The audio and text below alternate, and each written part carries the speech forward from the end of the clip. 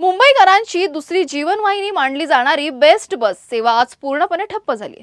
Best संयुक्त कृती समितीने विविध प्रलंबित मागण्यांसाठी पुकारलेल्या या बेमुदत संपात सुमारे 23,000 कर्मचारी सहभागी झाल्याने शहरातील सार्वजनिक वाहतूक व्यवस्थेवर मोठा परिणाम झालाय.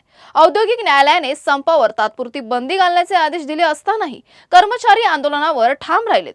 त्यामुळे ऐन कामकाजाच्या दिवशी लाखो प्रवाशांचे हाल होत असून रेल्वे स्थानक, बस थांबे आणि रिक्षा टॅक्सी स्थानकावर मोठी गर्दी पाहायला मिळते. दरम्यान मागण्या मान्य होईपर्यंत संप सुरूच राहणार असल्याचा इशारा कामगार संघटनांनी दिलाय.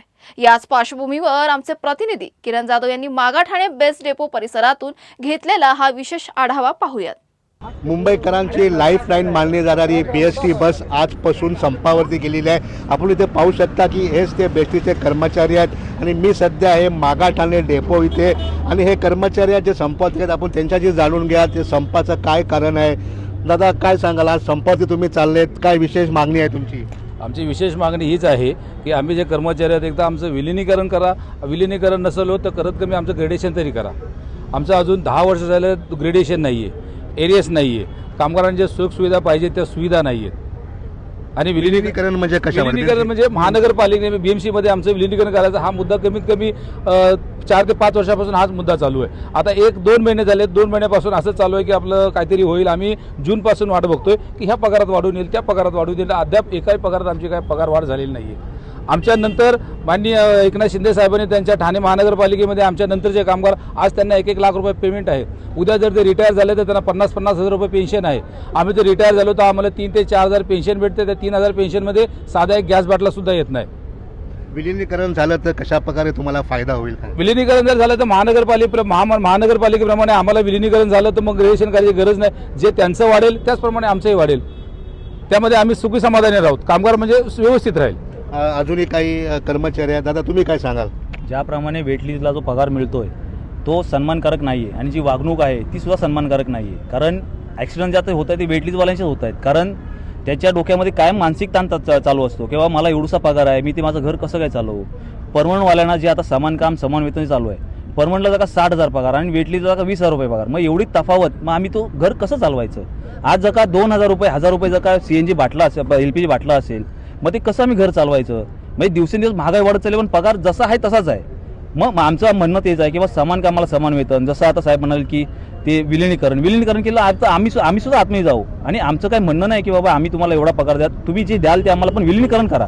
आणि विलिनीकरण करून जे आम्हाला सन्मानजनक वागणूक आहे, जी समाजात आम्हाला 4 माणसं बोलतील बाबा पगार आहे व्यवस्थित, त्याप्रमाणे आमचं सुद्धा भविष्य आहे, मुलांचं भविष्य आहे, हे आम्हाला सुखरूप करायचं आहे. यानुसार आमचा हा संप चालू आहे. जे निवृत्त होतात ना, रिटायर होतात, 4 वर्षाला त्याचे पेमेंट नाही. एखादा माणूस रिटायर होतो तो हयात हसल्यावर सगळं पेमेंट भेटलं पाहिजे ना. आणि आता हे माझे भाऊ आहेत, 20मध्ये काय होतं साहेब. आणि कंडक्टरमध्ये, वाहकामध्ये, मातोश्री कंपनीमध्ये महिलासुद्धा काम करतात.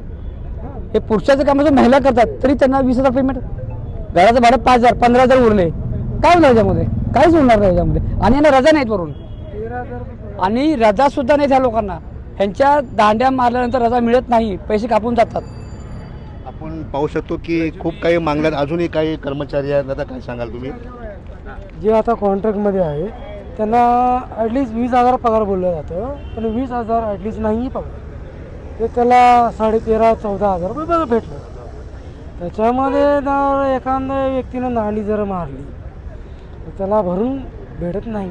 जसं परमेटला भेटतं तसं भेटत नाही. मग तेच म्हणणं आहे की समान काम समान वेतन. मग सगळ्या तुम्ही वागणूक देता तर सगळ्या समानच करा ना. आपण इथे पाहू शकतो की समान वागणूक दिली पाहिजे. अजून एक शेवटचा प्रश्न आहे सर, हा संप जो आहे 1 दिवसीय आहे की पुढेही सुरू राहणार? जोपर्यंत अधिकारी आमचा निर्णय घेत नाहीत, त्यांच्या वाट लावत नाहीत, तोपर्यंत हा संप चालू राहणार आहे.